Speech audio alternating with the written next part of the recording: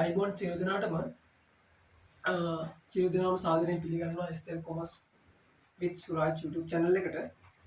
ඉතින් මම මීට කලින් ඔයගොල්ලන්ට 2026 ගුරු විභාගයේ උපාධි ගුරු විභාගය වෙනුවෙන් IQ ප්‍රශ්න කිහිපයක් ඔයගොල්ලන්ට ඉදිරිපත් කරලා තිබුණා. ඉතින් අදත් මම අරගෙන ආවා ඔයගොල්ලන්ට තර්කන රාමු වලින් ගානක්. අපි බලමු කොහොමද තර්කන රාමු මේ වගේ ගානක් ආවොත් අපි කොහොමද ඒ ගානට පිළිතුරු අඩු කාලයකින් හොයාගන්නේ කියලා. මොකද තර්කන රාමු ගානකදී අපිට සාමාන්‍යයෙන් එකම ආකාරයෙන් තමයි විවිධ ස්වරූපයෙන් තමයි එන්නේ. නමුත් ප්‍රශ්න කීපයක් මේදී අපිට පිළිතුරු නිවැරදිව හදාගත්තොත් අපිට පුළුවන් ප්‍රශ්න 5ක වගේ ප්‍රමාණයක ලකුණු ගන්න. අපි බලමු කොහොමද ප්‍රශ්නේ තියෙන්නේ කියලා. එක්තරා ශිෂ්‍යයෙකුගේ මේසය මත විෂයන් කීපයකට අයත් පෙළපොත් පිළිවෙලකට අසුරා ඇත. එනම් ගණිතය, විද්‍යාව, ඉංග්‍රීසි, සිංහල, බුද්ධ ධර්මය හා ඉතිහාසය යනුවෙනි. මෙම පොත් එක මත එක ඉහළ සිට පහළට තබා ඇති අයුරු පිළිබඳ තොරතුරු අපිට දීලා තියෙනවා. රයිට්. මොනවද? අපි බලමු දීලා තියෙන්නේ මේසය මත තියනවලු එයාගේ මොනවද? ගණිතය, විද්‍යාව,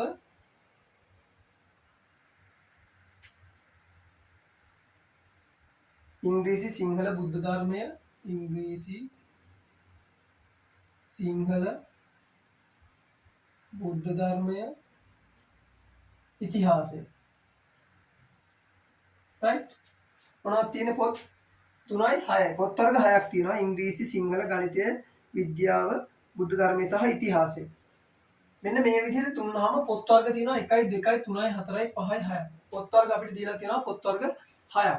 අපෙන් අහන ප්‍රශ්න තමයි විද්‍යාව පෙළපොත ඉහළ සිට කීවෙනියටද, ඉංග්‍රීසි පෙළපොත ගොනුවේ කීයටද? මෙන්න මේ වගේ ප්‍රශ්නනේ අපි අහන්නේ. එහෙනම් අපි මේ වගේ ගාණක් නිර්මාණය කරගද්දී අපි මෙන්න මේ වගේ ටේබල් එකකට මේවා ටික දාගන්න ඕනේ. මෙන්න මේ වගේ ටේබල් එකකට අපි දාගන්නවා. රයිට්. මෙතන අපි දානවා පල්ලෙහාට 1 2 3 4 5 6 යනාදී විදිහට අපි දාගත්තා. ඊට පස්සේ අපි මේක මෙන්න මෙහෙම වගුගත කරගන්නවා. මෙන්න මේ විදිහට අපි මේක වගුගත කරගත්තට පස්සේ අපිට දීලා තියෙන දත්තත් එක්ක යන්න හරි ලේසි. අපිට දීලා තියෙන දත්තත් එක්ක ගියපුවම තමයි අපිට දැන් ලේසි වෙන්නේ. කොහොමද කියලා බලමු අපි. බුද්ධ ධර්මය සහ ගණිතය පෙළපොත් උඩින්ම හෝ යටින්ම නොවේ. එහෙනම් බුද්ධ ධර්මය සහ ගණිතය පෙළපොත් පළවෙනියටත් නෑලු, 6 වෙනියටත් නෑලු. එහෙනම් අපි මොකද කරගන්න ඕනේ?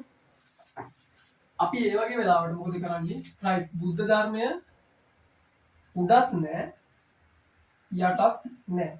එහෙනම් එයා හරි ලකුණ වෙන්න විදිහක් නෑ. 1 වෙන්නෙත් නෑ, 6 වෙන්නෙත් නෑ. බුද්ධ ධර්මය සහ කවුද? ගණිතය පෙළපොත්. බුද්ධ ධර්මය සහ ගණිතය පෙළපොත්. එහෙනම් ගණිතයත් උඩත් නෑ, යටත් නෑ. අපි බලමු ඊළඟට මොකද කියන්නේ කියලා. ඊළඟට කියනවා සිංහල පොතට පහළින් තවත් පොත් 3ක් ඇතිමුත් ඉතිහාසය ඊට අයත් නොවේ. එහෙනම් බුද්ධ ධර්මයේ පොතට පහළින් තවත් පොත් 3ක් තියෙන නම් බුද්ධ ධර්මයේ තියෙන්න ඕනේ කීවෙනියටද? දැන් බුද්ධ ධර්මයේ පොතට පහළින් 3ක් 1යි 2යි 3යි නම් බුද්ධ ධර්මයේ තියෙන්න ඕනේ අනිවාර්යයෙන්ම කීවෙනි පොත විදිහටද? 3 වෙනි පොත විදිහට. බුද්ධ ධර්මයේ පොතට පහළින් සිංහල පොතට පහළින්. සිංහල පොතට පහළින්නේ. එහෙනම් සිංහල පොත අනිවාර්යයෙන්ම 3 වෙනියා වෙන්න ඕනේ.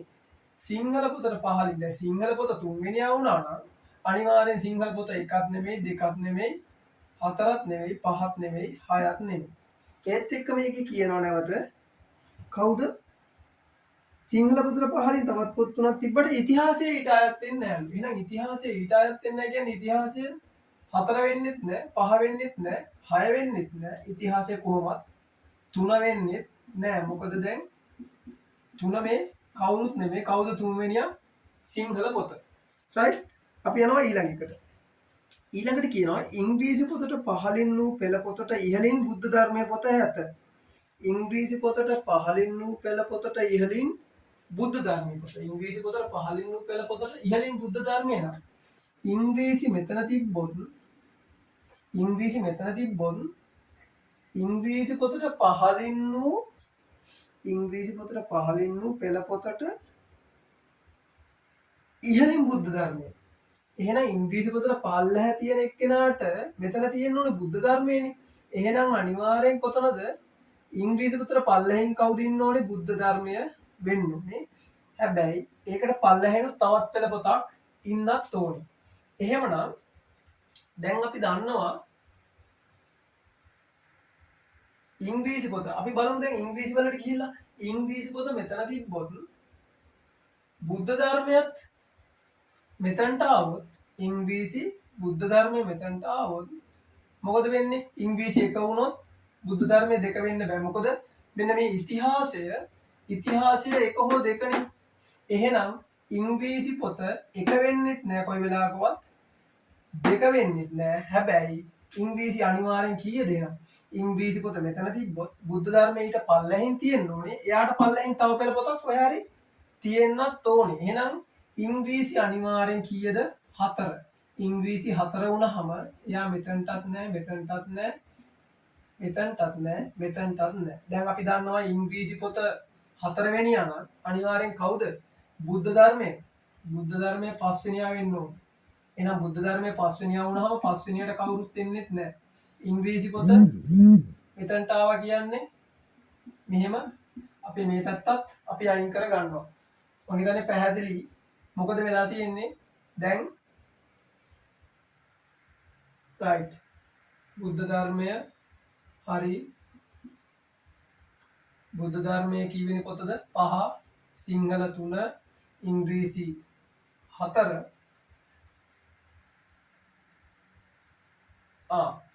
එහෙනම් 6 වෙනි පොත දැන් මෙතන මේ 6 වෙනි පොත වෙන්න ඕනේ. දැන් විද්‍යාව 6 වෙනි පොත වෙලා ඉවරනේ. මොකද අනිත් සියලුත් තැන් කැපිලා. එහෙනම් විද්‍යාව තමයි 6 වෙනි පොත.